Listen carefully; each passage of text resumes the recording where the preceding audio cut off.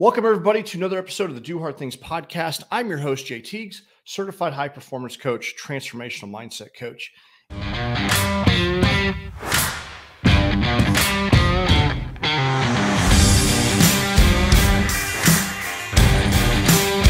And welcome to another episode where we have great discussions with engaging guests on a variety of high performing topics. And in this episode, it's just me. And if you listen to the last couple of episodes, well, 2 episodes ago, the last monologue, I basically was telling you about going through a difficult period of time. That's one thing about life, is that we go through some ups and downs, some stormy seas.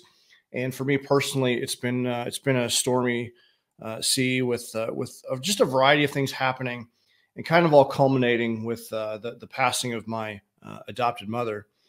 And in the last episode, I had paid my last respects because she was still alive, and since then she had passed.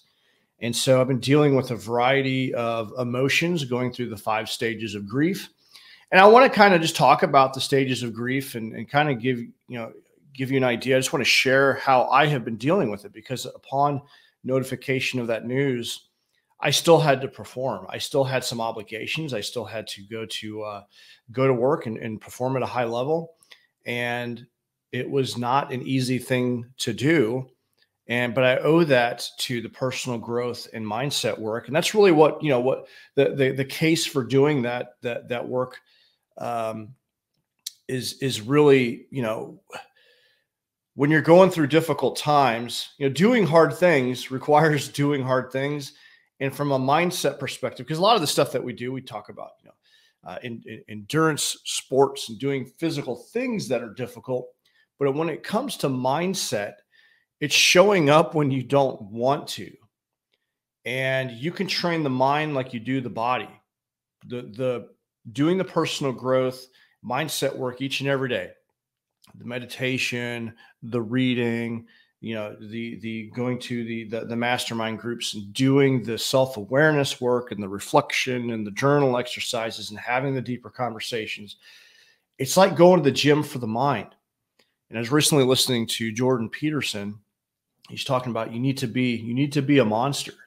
You need to have that mindset to where, when there is the funeral, you're the reliable one at the funeral. I'm sure that you've probably been to a funeral where everyone just kind of fell to pieces, right? But there's some people that are just stronger, and there's maybe a little bit more resilient.